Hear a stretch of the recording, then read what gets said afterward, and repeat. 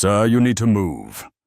The female voice cut sharply through the luxury of the first-class cabin, as sharp as a blade slicing the air. Every passenger lifted their head. In an instant, the quiet space transformed into a stage, all eyes fixed on a black man sitting silently in seat 1A. That man was Derek Lawson, 48 years old, dressed in a finely tailored suit, polished Italian leather shoes, a folded Wall Street Journal resting on his lap.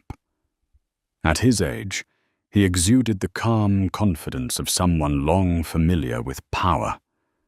But to flight attendant Caroline Miller, only 32, he looked like something else, an intruder in the world of those deemed worthy. "This seat," Caroline declared, her voice pitched high so the entire cabin could hear, "is reserved for a true premium passenger. Not for, well, you understand, don't you?" Her finger pointed directly at Derek, the gesture as cold as a verdict. Behind her stood a white man with arms crossed. Gregory Shaw, 45, a platinum business traveler, his face showing irritation. "Finally, someone with common sense. I knew there was a mistake." He smirked, as if reclaiming a throne that had been stolen. Derek remained silent. His jaw tightened slightly, a detail barely noticeable unless one paid close attention. Outside the window, the midday sun struck the metal wing, sending a blinding reflection. Inside, several passengers raised their phones to record. Like flowers turning to the sun, their cameras all pointed toward this moment, instinctively aware a story was unfolding. Caroline stepped closer, blocking the aisle, turning Derek into the center of a circle. "I need to see your boarding pass and the credit card used to purchase this ticket. First class requires transaction verification." Her voice carried the authority of someone accustomed to obedience. Gregory nodded, the metal of his platinum badge gleaming under the cabin lights. "I fly this route twice a month. Never seen such chaos. Unbelievable." Beneath his words was an accusation. "Men like you do not belong here." Derek slowly pulled out his ticket, crisp and perfectly intact. "First class, seat 1A, purchased 3 weeks ago." He handed it to Caroline without a word. She snatched it, holding it up to the light as if it were counterfeit. "This could be fraud. We've seen passengers use fake documents." Her eyes narrowed with suspicion. From seat 2B, a young woman's voice rang out, trembling yet fierce. Jasmine Brooks, 28, held up her phone. "Excuse me, this is insane. I'm live streaming."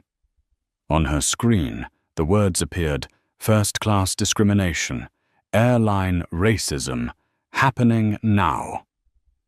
The viewer count leapt, 23, 67, 156. Caroline snapped, "Put that phone away, miss. This is an internal matter." Jasmine shot back, eyes burning with defiance. "No, this is racism. I'm recording everything." Gregory interrupted again, his tone urgent but theatrical. "I have a $400 million meeting in Seattle this afternoon. We need this resolved now. As a platinum member, I should be prioritized." He pressed the word priority as if it were law. Derek remained silent, but his leather briefcase revealed a debossed logo, Lawson Capital Group. On the open newspaper, a headline blared, "Sky High Airlines Merger Vote. Today, 2:00 p.m. His phone buzzed, a notification flashing. Board members arriving for emergency vote. Caroline clutched the ticket tighter, raising her voice so the audience would not miss it. "I'm still waiting for credit card verification. This is security protocol." From row 3A, an older woman whispered to her husband, "This doesn't make sense." Yet she quickly turned away, avoiding Derek's eyes. He lifted his head, his voice low, calm but sharp as a blade. "So tell me, what about my appearance raises a security concern?" The question froze Caroline, her prepared script suddenly useless. She stammered, "That's not what I meant. What I mean is, we have procedures." "Procedures that apply only to me?" Derek's tone remained soft, but each word landed like iron. "Did you ask other passengers for their credit cards?" Gregory rushed in, grasping at control. "This has nothing to do with race. It's just seating policy." Derek turned to him, his eyes cold. "When was the last time you were asked to show your credit card?" Gregory faltered. I'm platinum. The airline knows me." "They know you because you are platinum, or because you are white?" The question detonated in the cabin, leaving a deadly silence. Gregory's mouth opened, no words emerging. The live stream viewer count soared past 1,200. Comments flooded. "Sue them! Name and shame! This is racism, Liv."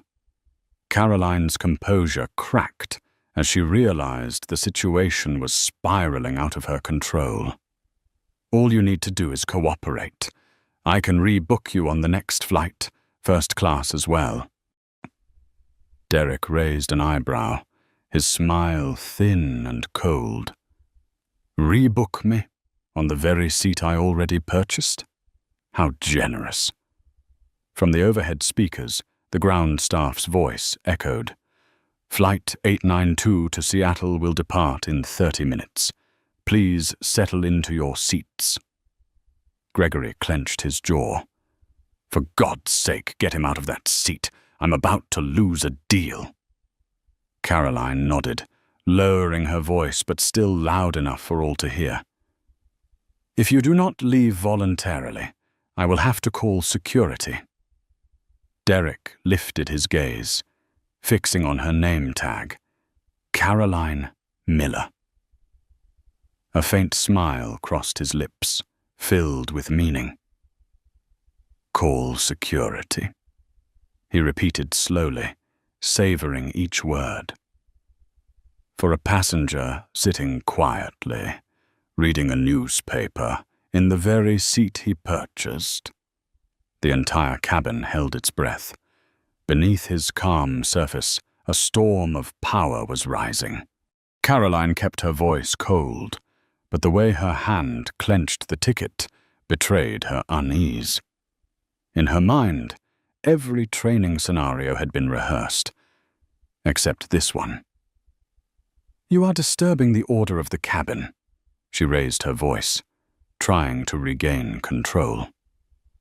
"If you fail to comply with crew instructions, we are required to act under Federal Aviation Regulations, Section 121.580. Her words echoed like a formal indictment. Yet Derek remained still, his newspaper neatly folded. His voice was calm, but laced with steel. Regulation 121.580 concerns passengers refusing to follow reasonable and safe instructions. Tell me, which of your instructions has anything to do with the safety of this flight?" The first-class cabin went silent. Gregory stood behind him, frowning, anger mixed with unease. "Don't twist the law on them. Just move him already." Jasmine, her camera trembling in her hand, though her eyes blazed with fury, whispered into her live stream, "He knows the law. Ooh, he's flipping the script." The viewer count jumped from 1,200 to 2,000 in seconds. Comments exploded. "He's a lawyer. Destroy them. Caroline swallowed hard. She clung to her authority. I still need the credit card used for verification. This is mandatory procedure. Derek tilted his head slightly, a faint smile crossing his lips. Mandatory procedure. Then show me one other passenger in this cabin who has been asked the same. Mr. Gregory, for example. Did you hand over your credit card? Gregory jerked his head up, caught off guard. I'm Platinum. They know me. Do they know you because of your frequent flyer record, or because of the color of your skin? Derek's words were soft as air, yet struck like a blow to Gregory's face. Gregory was left speechless, his eyes darting away. The live stream caught it all. Comments poured in. Busted. Systemic racism caught Liv. From row 3A, the elderly woman whispered again, this time loud enough for a few to hear. He's right. This is clearly unfair. But like most, she only observed, taking no action. Caroline could feel herself losing the room. She raised her voice, performing as if on stage. You are obstructing operational procedures. If you do not cooperate, I will call security immediately. The threat hung in the air, like a shadow. Some passengers shivered, knowing how quickly tension could turn violent once police were involved on a plane. Derek calmly folded his newspaper and placed it in his briefcase. He looked up at Caroline, his voice deep, steady, yet edged with iron. You can call them, but remember this, every word you say, every move you make, is being recorded. Evidence is building with every second, and I assure you, I will not be the one forced to explain myself in court. A murmur rippled through the cabin. Gregory, once confident, was beginning to unravel. He hissed through clenched teeth. We are late already. Get him off this plane now. Derek's phone buzzed again. The notification glowed. Sky-high merger documents, awaiting approval. The light from the screen illuminated his face, making him look like a man holding power over life and death itself. Jasmine whispered into her live stream, her voice filled with excitement. He's not just a regular passenger. Something bigger is happening. The viewer count surged to 3,000. Comments flooded in. He's somebody powerful. This is bigger than a seat. Caroline could feel control slipping away, yet her pride pushed her forward. If you refuse to leave, I will call the flight manager. And when that happens, things will get far more serious. Derek rose to his feet, not rushed, not angry, every motion precise, radiating complete control. He towered over Caroline, his shadow cast across her under the cabin lights. Miss Caroline, he said her name, his voice lowered but clear. The only person making this situation more serious is you. The silence that followed was deafening. All eyes locked on them. Gregory inhaled sharply, stepping back half a pace. Jasmine gripped her phone tighter, her heart pounding. For a brief moment, Derek leaned closer, his voice just enough for Caroline alone. You have no idea what kind of power you are waking. Then he straightened, his gaze shifting to the cabin door, where the sound of approaching footsteps grew louder. The flight manager was on his way. The sound of heels struck down the aisle, firm and resonant, like the beat of a war drum. Every passenger turned their head.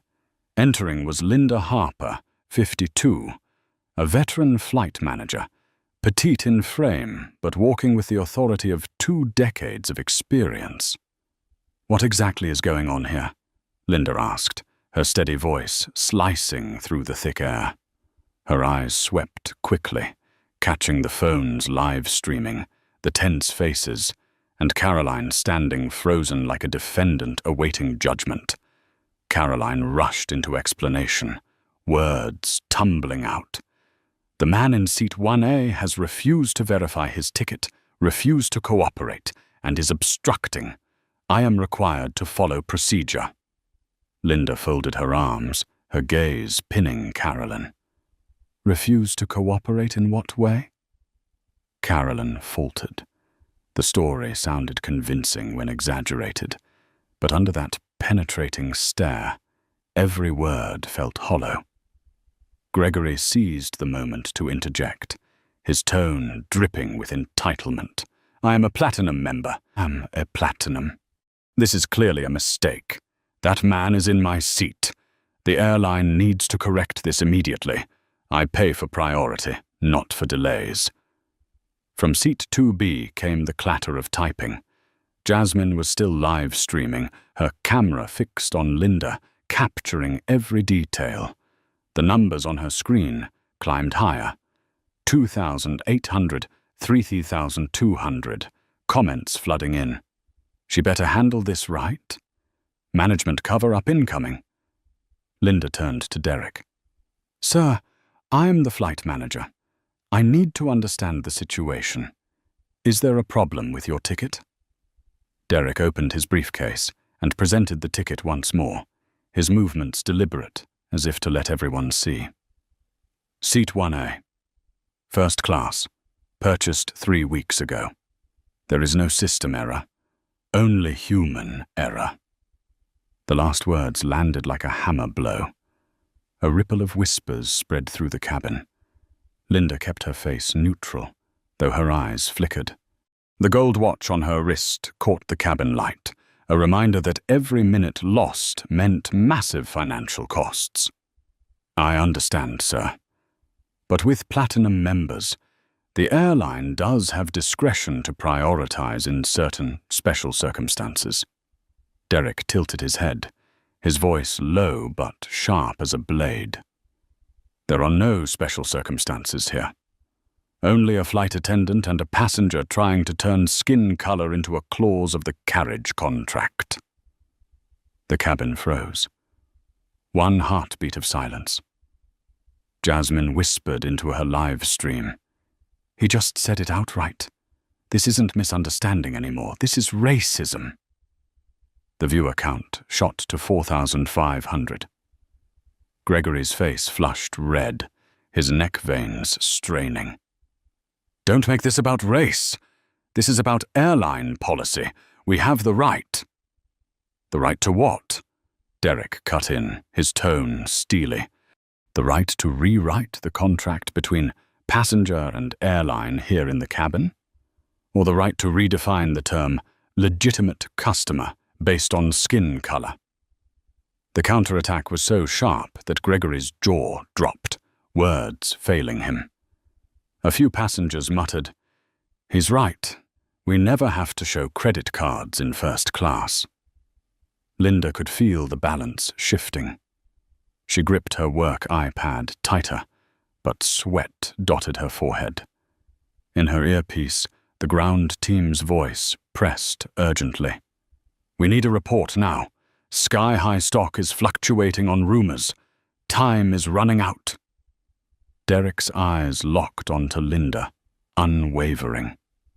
"You are the manager, correct? Then manage. Because if you continue covering up this blatant violation, you will not just lose one passenger, you will lose far more." Linda tried to maintain her composure, but her heartbeat raced.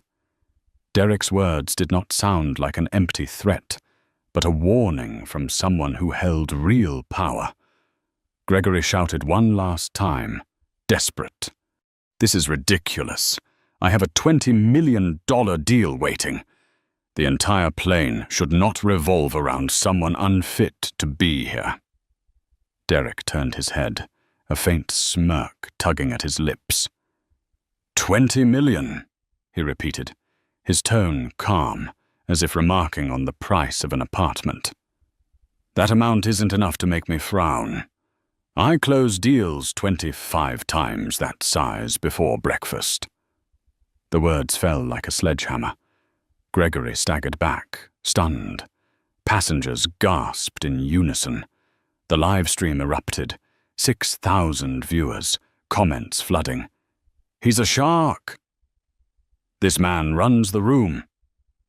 At that moment, 2 uniformed officers appeared at the cabin door. Officer Daniels and Officer Ruiz, hands resting on their belts, eyes scanning the room. The tension instantly shifted from confrontation to danger. Linda drew a deep breath. Finally, they're here. But she did not realize this moment was the line where a small service dispute turned into a full-scale corporate crisis. Derek glanced at Caroline, then Linda, then the officers. His voice dropped, steady and commanding. You arrived just in time. We are going to document this together. Every word, every action. Because this moment will not disappear. The cabin seemed to choke on silence. Phones held high.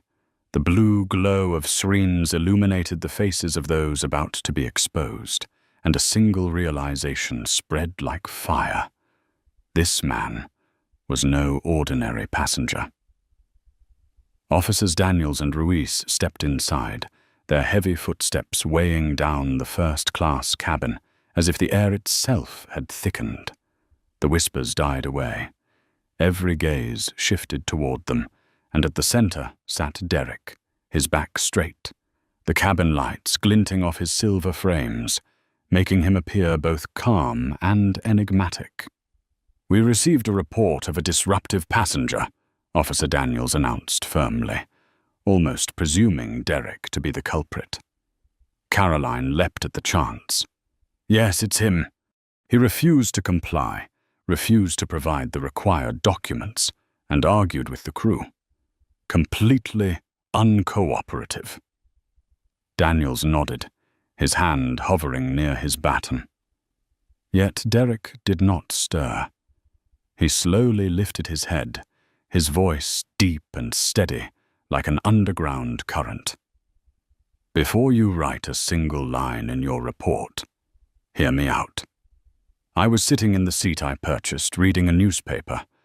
The crew demanded I provide additional documents not asked of any other passenger, and the reason? Let me guess, my appearance was inconvenient. Silence gripped the cabin. His words drew a sharp line, forcing everyone to consider which side they stood on. Gregory broke in, impatient. Don't turn this into race. This is simply a matter of seating policy. Derek turned his head, his eyes gleaming with a strange fire. Then present that policy. Write it. Put it in black and white. If not, everything you have done is nothing but arbitrary and biased. The live stream captured it all. Viewers surged. 7,500, 8,200. Comments flooding in. Show the policy. He's dismantling them with law. Officer Ruiz, the younger of the two, hesitated, glancing uneasily at Daniels. The certainty they had walked in with was cracking. Derek pressed on, his tone now like a lawyer in court. Do you know that under Title II of the Civil Rights Act of 1964, any denial of service based on discrimination is a federal violation, and under 49 U.S. Code, POWS or 40127, airlines are prohibited from discriminating against passengers based on race, color, or nationality. The air thickened.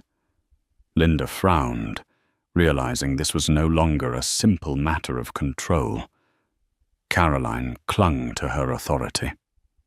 "You are obstructing flight operations," Derek cut her off, his voice cold as steel.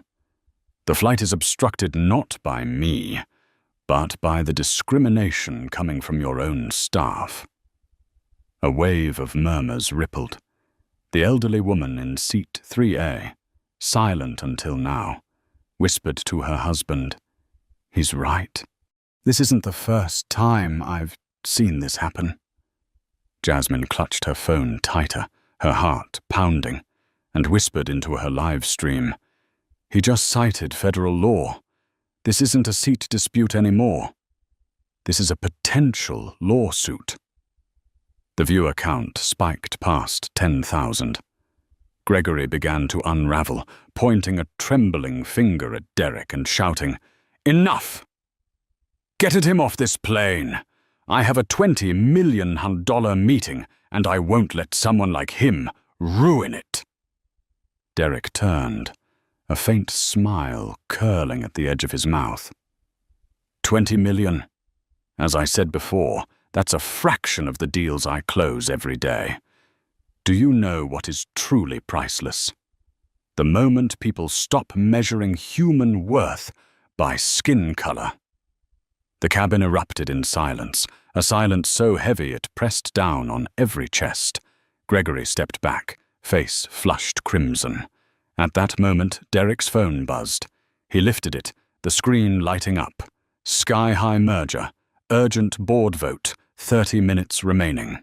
He silenced the alert, his eyes moving slowly across Caroline, Linda, the two officers, and finally lingering longest on Gregory. "You think you are controlling the situation," Derek said as he rose deliberately to his feet, his voice echoing across the cabin. "In truth, every decision made here today will extend far beyond this flight. It will set a precedent." Caroline's voice shook. "Are you threatening the airline?" Derek bent down, softly closing his leather briefcase. The click of the lock sounded like the end of a sentence. "No, Caroline. I am reminding you that every company has a balance sheet. And sometimes the greatest loss is not from technical failure, but from losing something called dignity." A chill swept through Linda. His words did not sound like the outrage of an angry passenger, but the warning of an investor, someone capable of altering the fate of a company with a single command. Gregory opened his mouth to retort, but just then, the piercing crackle of a radio erupted from Daniel's belt. "Control to Daniels. Corporate is calling. Highest priority." The entire cabin froze. Corporate? At this moment? Daniels lifted the radio, his expression unsettled. Linda's brow furrowed deeply. Caroline's face drained of color. Derek leaned back into his seat, his hands calmly folded. His voice was low, but Jasmine's microphone caught it clearly. "The real game has only just begun." The static from the radio faded, and the cabin sank into heavy silence. Daniels pressed a hand to his earpiece, his expression shifting. They said this is being handled at the highest level. We have to wait for orders." Linda froze. The highest level? What began as a simple seating dispute had now reached the top of the company. Caroline's hands trembled as she clutched her notebook like a lifeline. Gregory, dressed in an expensive suit, suddenly faltered, his polished shoes seeming unable to hold him steady. Derek, meanwhile, calmly set his leather briefcase on the tray table of seat 1A and snapped it open. The sharp click echoed like the unlocking of a vault. He pulled out a thick stack of documents, crisp and marked with the seal of Washington Equity Partners. Legal codes and multi-million-dollar figures glinted under the cabin lights. Gregory squinted, trying to steady himself. "Don't wave those papers around. They don't change the fact you took my seat." Derek lifted his gaze, eyes cold. "These are not just papers. This is the merger agreement for Sky High Airlines, valued at $500 million.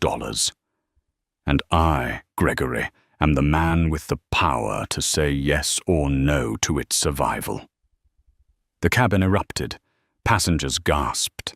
Jasmine's live stream phone buzzed with thousands of comments pouring in each minute. "What? He owns the airline. 500M has a merger deal. This is history unfolding." Linda blurted. You're involved with the Sky High deal." Derek closed the Wall Street Journal and laid it neatly atop the file. On the front page, a bold headline read, "Sky High Airlines awaits merger vote, 2:00 p.m. Deadline." He spoke slowly, each word falling like a hammer. "Not involved. I am the decision maker." Caroline went pale, her heart racing. Every command she had barked minutes ago now twisted into blades aimed at her own career. Daniels and Ruiz exchanged a glance and quietly moved their hands away from their belts, their demeanor shifting instantly. Gregory gave a weak, crooked laugh. "You're joking, right? No one would risk $500 million over a seat." Derek narrowed his eyes, his voice dropping, edged with steel. "That is not a threat. That is market power. You said you had a $20 million contract. With one phone call, I can erase $756 million in market value from this airline. Shall we test it?" Gregory stood frozen, a bead of sweat trailing down his temple. Derek's phone buzzed again. He answered, putting it on speaker. A deep, urgent voice filled the cabin. "Mr. Washington, this is Robert Hale, CEO of Sky High. We've been informed of an incident. Can we speak?" The entire cabin went silent. The CEO of the airline himself was calling this plane. Linda held her breath. Caroline looked faint. Derek responded curtly. "Robert, perfect timing. Your entire board can hear me right now, through dozens of live streams. So listen carefully. Your staff just showed the world why my investment in Sky High is no longer safe." On the other end, Robert's voice rushed. "Mr. Washington, please stay calm. This is clearly a misunderstanding. We will handle it internally." "It is no longer internal," Derek cut him off, his tone sharp as iron. "This is racial discrimination with witnesses, video evidence, and over 10,000 live stream viewers. How will you handle that?" Heavy breathing crackled through the speaker. Inside the cabin, Caroline broke down, sobbing. Gregory turned pale. Linda's hands shook as she realized her career was collapsing second by second. Jasmine swung the camera toward herself, whispering, "Everyone, this is the biggest twist I've ever seen. He's the largest investor in the airline." The viewer count shot to 12,000, then 15,000. Derek rose, facing the two officers. "What will you put in your report? That a black passenger was disruptive? Or that an investor holding nearly 12% of the company was publicly humiliated?" Daniel swallowed hard, stammering. We will only record the truth." "Exactly," Derek said with a nod. "And the truth is this. Sky High Airlines just shot itself in the foot." He put away his phone, his voice dropping low but resonating like a verdict.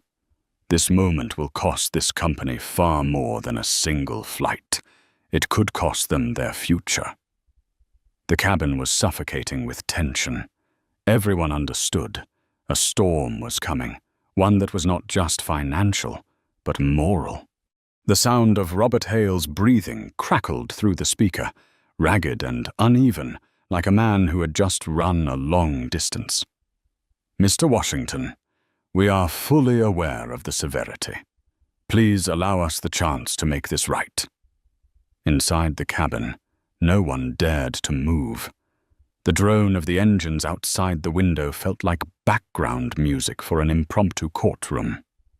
Derek stood tall, no gavel in his hand, yet every word carried the weight of a ruling. He closed the file, set it neatly into his briefcase, then spoke, his voice measured, each word delivered like an executive order. "You want to make it right? Fine. But I am not talking about a personal apology. I am talking about systemic change. If Sky High wants to survive past today, you will listen carefully." On the other end, Robert said nothing, though the furious sound of typing made it clear the entire board of directors was listening. Derek lifted his hand, counting on his fingers. "First, every crew member involved in this incident will be terminated immediately. Not suspended, not disciplined internally." Termination. Caroline broke down, sobbing. "Please, I have 3 children." Derek turned toward her, his gaze like ice. "You should have thought of them when you turned discrimination into a habit. Children need a role model who respects human dignity, not someone who hides behind so-called standard procedure to justify prejudice." The typing on the other end ceased. Robert's voice came faintly. "We accept." Derek continued, his tone as steady as a clock. "Second, every single customer, facing employee, from ticket counters to flight attendants, must undergo bias awareness training, and not some token online module, but direct intensive courses taught by civil rights experts." Cold sweat gathered on Linda's skin. She understood the cost would be massive, but she also knew resistance meant suicide. Third, from now on, every customer interaction must be monitored with body cameras, all data stored on secure cloud servers, overseen independently by a third party. A wave of murmurs rippled through the cabin. Gregory grimaced. "You want to turn this airline into the police?" Derek glanced at him, a faint smile flashing. "No, I want to turn it into a responsible company. Do you know the average cost of a discrimination lawsuit, Gregory? $2.3 million. And the cost of implementing a company-wide body cam system? Less than 1/10 of that. This is basic economics." Jasmine whispered into her phone, eyes shining. He just turned civil rights into a financial equation. The live stream erupted. "This man is brilliant. Teach this in MBA schools." Derek lowered another finger. "Fourth, mandatory monthly diversity audits. Reports published publicly, unedited and uncensored. If Sky High continues to avoid transparency, I will liquidate every share I own and state the reason clearly. Institutional racism." Robert inhaled sharply through the line, his voice trembling. "Mr. Washington, these demands will completely reshape our operations." "Precisely," Derek replied, his words sharp as a blade. He raised his final finger, sealing his ultimatum. "Fifth, any discrimination complaint from a passenger must reach the executive level within 24 hours. No more being blocked at middle management. If issues repeat, the entire board of directors will be held accountable before shareholders and before the public. The silence cracked the air.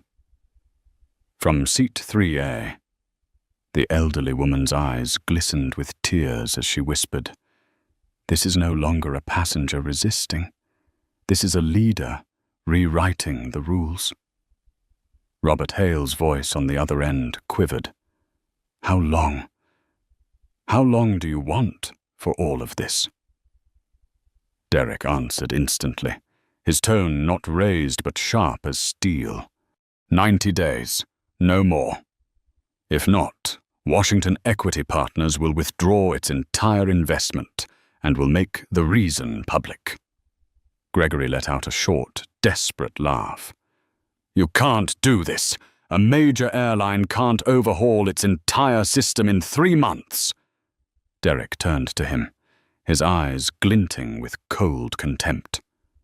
"Gregory, you've had years to fix this. Giving you 90 days is generous." Daniel's radio crackled urgently. "Gate 17, we have received direct orders from the board of directors, instructing all crew members to remain in position. Await replacement."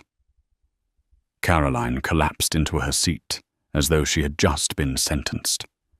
Linda looked at her colleague, then at Derek, knowing this moment would be studied in business schools for decades. Derek closed his briefcase, his voice rising with the finality of a tolling bell. "This was never about a seat. This is about dignity. And in business, when you lose dignity, you lose everything." The cabin held its breath. But outside, the digital world was already on fire. The hashtag #SkyHigh accountability was climbing straight to the top of the trending charts. The crackle of the intercom filled the cabin. "Attention crew, this is Captain Reynolds. By direct order of the board of directors, the entire first-class cabin will be temporarily reserved for an emergency session with the executive team." The cabin erupted in shock. Passengers stared at one another, unable to believe what they had just heard. A commercial flight had just been turned into a corporate war room. Derek slowly folded the Wall Street Journal and set it atop his leather briefcase. He did not stand, nor did he gesture. He simply sat in seat 1A, yet every eye was fixed on him, as though he had claimed the entire stage without moving an inch. The satellite phone connected through the cabin speakers. A sharp, commanding female voice rang out. "Mr. Washington, this is Jennifer Liu, Chief Operating Officer. I, along with the entire C-suite, am on the line. We have legal, financial, and PR counsel present. Please state your formal demands." The air grew thick. Gregory, who moments earlier imagined himself the center of attention, now shrank like a shadow in his seat. Caroline kept her head down, mascara streaking with tears. Linda's breaths came fast, knowing every word she had ever spoken had become evidence against her. Derek adjusted the microphone at his seat, his voice deep and resonant, like the toll of a bell. "Jennifer, the demands have been stated. 5 conditions, 90 days. No negotiation." Silence lingered on the other end, followed by frantic typing and hurried whispers. At last, CFO David Morrison spoke. "Mr. Washington, those reforms, the cost is staggering. Body cams, audits, in-person training, we estimate at least $18 million in initial expenses. At current margins, that will push us deep into the red." Derek's lips curved slightly. He pulled from his briefcase a printed spreadsheet and raised it for Jasmine's camera to capture. Bold numbers and sharp graphs sliced across the page. David, last year, Sky High spent $23.7 million on discrimination lawsuits. On average, $28,000 per case. And today, this single incident carries potential legal exposure of more than $2 million. You call that saving money? I call that capital bleeding out. The live stream exploded. He's schooling the CFO live. Numbers don't lie. This is history. Jennifer cut in, her voice straining for composure. Mr. Washington, we acknowledge the issues, but to implement all of this in 90 days, it is not logistically possible. Derek leaned back, his eyes sharp, the way a lawyer dissects a witness. Jennifer, I have read your internal reports. 847 discrimination complaints in the past year. That is more than 2 per day, on average. This is not a logistics problem. This is a cultural problem. And culture, either it changes or it is erased. A sharp inhale crackled through the line, as if the boardroom on the other side had just been struck by artillery fire.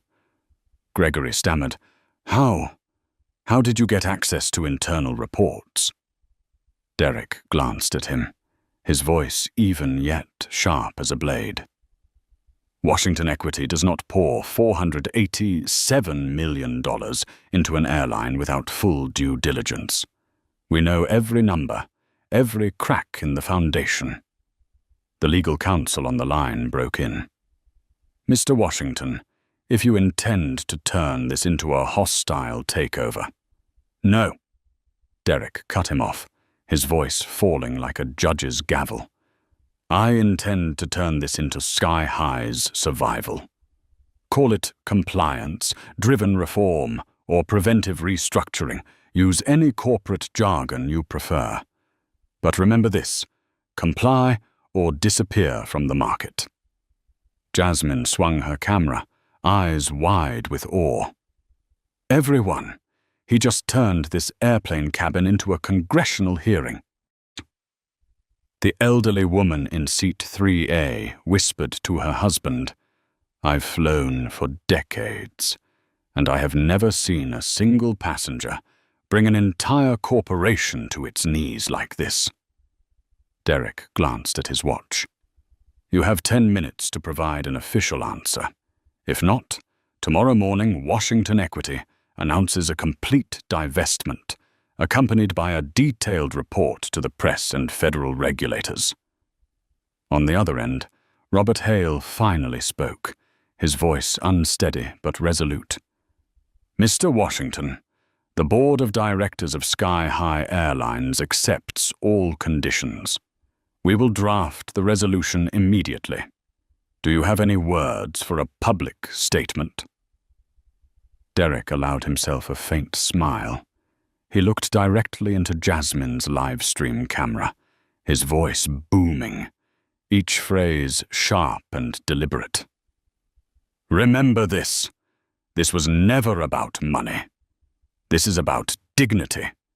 And in business, dignity is the most profitable asset of all. A roar erupted from the online audience. Viewership surged past 50,000. The hashtag #TerDignity has value shot straight to the top of the trending charts. Inside the cabin, Caroline sank into her seat, knowing her career was finished. Gregory covered his face, trembling. Linda looked at Derek, her eyes reflecting both regret and reverence. And Derek? He sat calmly in seat 1A, as if nothing extraordinary had happened at all. Just a man holding onto his seat and dismantling an entire culture. 6 weeks after the incident on Flight 892, the Seattle headquarters of 500M Airlines blazed like a furnace. On the 32nd floor, the boardroom that once glittered with profit reports had now transformed into a war room for reform. Dr. Alicia Monroe, a sociologist newly appointed as Chief Diversity Officer, a position that had never existed in the company's history, stood before a large screen, her voice clear and firm. Body cameras have been deployed at 94% of hub airports. In 6 weeks, not a single discrimination complaint has been filed. 0. This number is unprecedented. Robert Hale sat at the head of the table, his hair noticeably grayer after the shock of recent events. He nodded like a man who had narrowly escaped a death sentence. Beside him, Jennifer Liu scribbled furiously, knowing every report from now on could become either a weapon or a shield. Alicia changed the slide. Bias awareness training, 100% completion among all frontline employees. Evaluation results show 78% admitted to having implicit bias. More than half reported a changed perspective after the program. On the live stream screen from Chicago, Derek sat in the office of Washington Equity Partners, wearing a charcoal gray suit with a navy tie. He didn't need to pound the table or raise his voice. His mere presence on the screen was enough to silence the entire room. He leaned toward the camera.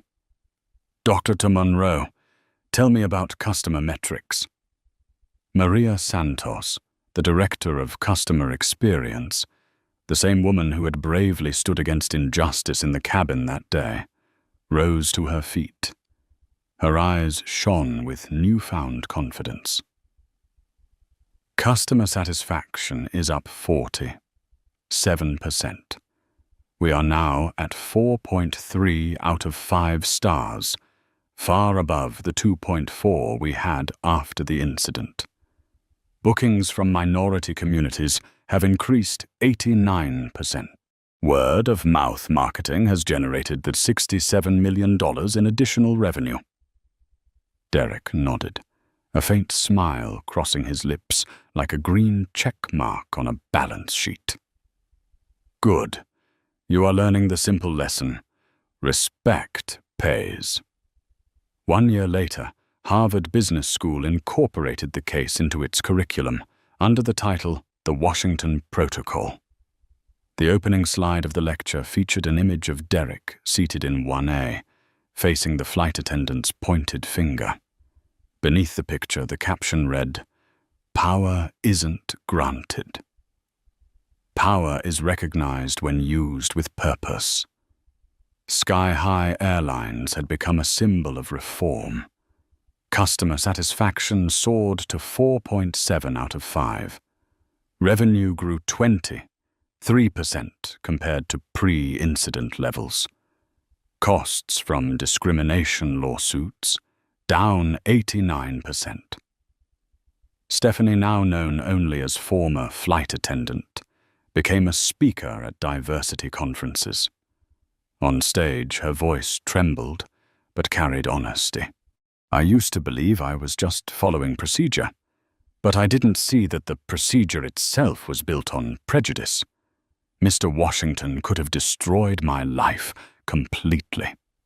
Instead, he chose to turn my shame into a lesson for thousands of others. I take responsibility, and I have changed. The audience rose in applause. Some wept. Richard, the businessman who had once demanded platinum priority, was far quieter. His company lost a $20 million contract. Clients severed ties after the viral video. 6 months later, he was forced to issue a public apology. His letter included the line, "I have learned that the seat does not define the person who sits in it, but how I behave defines me." In Washington, D.C., Congress passed the Dignity and Commerce Act, a federal law requiring all interstate service businesses to implement anti-discrimination training and transparent reporting systems. The name Washington no longer referred only to one CEO, but had become the mark of a movement. On the TED stage, Derek stood beneath the lights, his voice commanding the hall. Power does not lie in the highest seat, but in ensuring that anyone can remain in the seat they paid for. Change does not begin in boardrooms, but in the moment we dare to say no to injustice. And remember this, in the 21st century, discrimination is not only immoral, it is a massive financial liability. Thousands rose to their feet in applause. In that moment, Derek's story was no longer just an incident on a flight. It had become a legacy, spreading across aviation, hospitality, retail, and healthcare. The Washington Protocol had become the new standard, proof that fairness is not only a moral imperative, it is profitable. 18 months after Flight 892, the impact of what had come to be called the Washington Protocol had far surpassed every prediction. In New York, at a hotel industry conference packed with reporters, a massive LED screen replayed the video that once shook the world.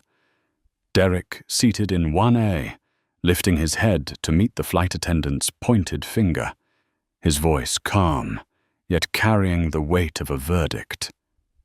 Show me that policy in writing. Thousands of arms raised phones to capture the moment once more.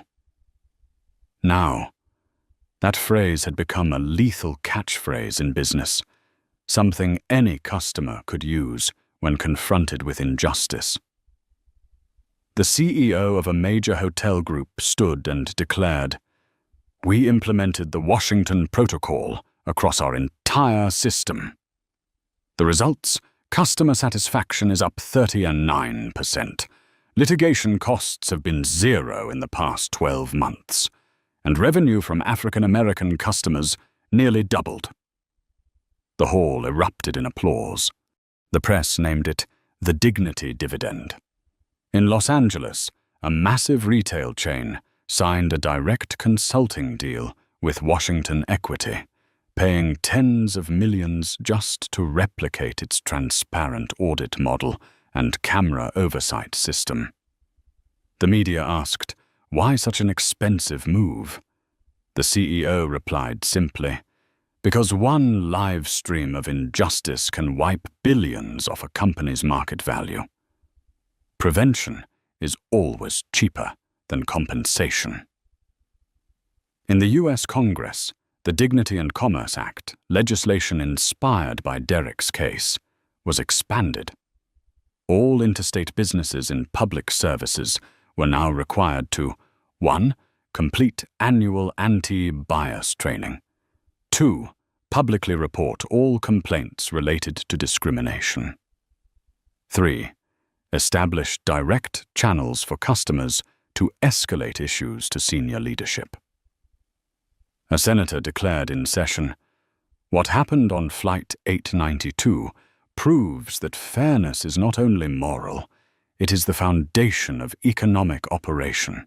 We cannot allow an airline, a restaurant, or a bank to keep profiting from the silence of the offended." The law passed with rare bipartisan support, a rarity in a polarized political climate. On social media, the hashtag #DignityHasValue had grown into a movement. Every month, thousands of videos appeared. Hotels, restaurants, retail stores, even hospitals, places where ordinary people openly recorded scenes of injustice. Some clips gained millions of views within hours, forcing businesses to apologize and change policies within 24 hours. CNN called it the Derek Washington effect. Forbes put his face on the cover with the headline, "The Man Who Turned Respect into Economic Capital." It was not just in the US. In Europe, Lufthansa announced the rollout of the Washington Protocol. In Japan, the nation's largest hotel group declared the creation of a scholarship fund for minority employees inspired by Washington Capital. In South Africa, a mining company implemented a direct reporting discrimination system for its entire workforce underground. From a single airplane cabin, the wave had spread worldwide. And in Chicago, in his office overlooking Lake Michigan, Derek sat quietly writing the annual report for investors. On the desk, next to his laptop, lay the old printed boarding pass that still read Seat 1A. He kept it not as a reminder of humiliation, but as a token of the power of timely resistance. He paused his pen, gazing at the sunset. His voice, this time not in a cabin, not on a live stream, but within his own mind, echoed, "Power is not shouting louder than others. Power is making them fall silent, so they can hear the truth." The door opened. His assistant entered. "Sir, the United Nations would like to invite you to speak at a special session on global fairness in service commerce." Derek nodded slightly. He knew the story had grown far beyond him.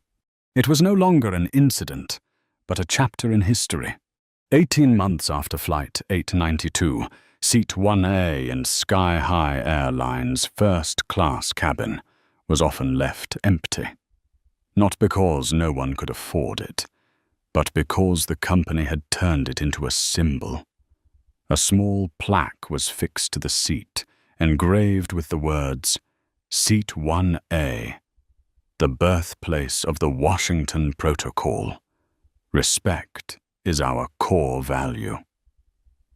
Passengers frequently stopped to take photos, sharing them on social media with the hashtag "Dignity has value." The seat had become a living memorial to the moment when one man, once dismissed, reshaped an entire industry. Linda, the former flight attendant who had demanded Derek vacate his seat, now lived a very different life. After being terminated, she fell into depression, but later enrolled in behavioral psychology courses, earned her certification, and now works for a non-profit supporting victims of discrimination. In an interview, she admitted, "I was wrong, but that mistake taught me that the power of a smile can either build or destroy a person. I chose to rebuild." Gregory, the businessman who once demanded platinum priority, endured a brutal downfall. His company lost multi-million-dollar contracts. His reputation collapsed. Yet the fall forced him to confront himself. 6 months later, he wrote a memoir titled The Seat I Didn't Deserve, which became a bestseller. In it, he recounted his arrogance and the lesson of being condemned by the very community he once overlooked. Caroline, the young flight attendant who initially followed her colleague's lead, became another example of redemption. After her suspension, she joined a scholarship program funded by Washington Capital. Today, she is a law student specializing in civil rights. At a conference, she said, "Once, I pointed my finger and tried to force a man from his rightful seat. Now, I want to use these hands to defend those who have been forced out of their place in society." As for Sky High Airlines, the incident had rewritten its corporate history. Its annual report began with a pledge. "We once failed, but by facing the truth, we were reborn." Respect is not a slogan, it is an asset. Market figures proved the promise. Sky High's stock not only recovered, but rose 23% above pre-crisis levels. Analysts called it the Washington miracle. As for Derek, he avoided the spotlight as much as possible. When forced to appear, he often dressed modestly, refusing to turn himself into a celebrity. But in key moments, such as when addressing the United Nations, he could silence an entire chamber. That day, I only wanted to read my newspaper and wait for the flight to depart. But when I was treated as an imposter in the very seat I had paid for, I understood. Silence is consent. I did not stand up so I could win. I stood up so the system would have to change. And remember, fairness is not a favor. It is the basic condition for any economy to exist. Thousands rose to their feet, the applause thundering like a storm. A year later, Seat 1A was no longer just a memory. It had become the opening chapter of the fair economy movement, spreading into hotels, banks, hospitals, and even technology. Corporations proudly showcased their adoption of the Washington Protocol as a badge of honor. On social media, millions who had once suffered injustice used their phones to record and to challenge. Show me that policy in writing. Each video, each post, became a piece of a larger mosaic of change. Derek often rejected being called a hero. When asked, he simply replied, "I never sought that role. I only sat quietly in the seat I had paid for." But if a small act can make millions reconsider how they treat one another, then perhaps that was the most valuable seat on earth. The spotlight now shone on the iconic photo of him leaning back in Seat 1A, displayed at the Smithsonian's National Museum of African American History.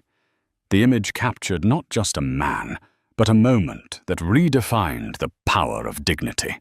When night fell over Chicago, Derek stepped out of his office, gazing at the city lights shimmering on Lake Michigan. He recalled the words he had once spoken. Dignity is the most sustainable asset.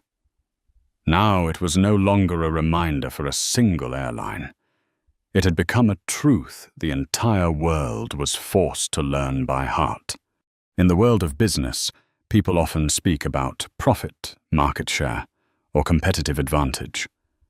But Derek's story revealed that true power lies in dignity.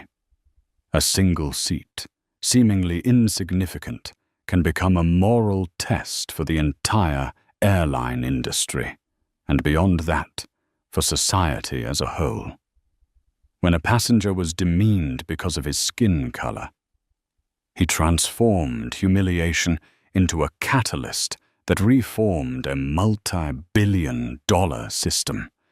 It was undeniable proof that fairness is not only right in principle, it is also the most profitable investment.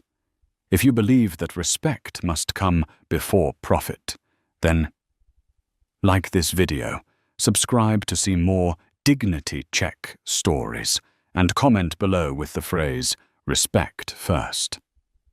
Because change does not always begin in a lavish boardroom. Sometimes it begins with nothing more than a seat, and one person brave enough to say, "No."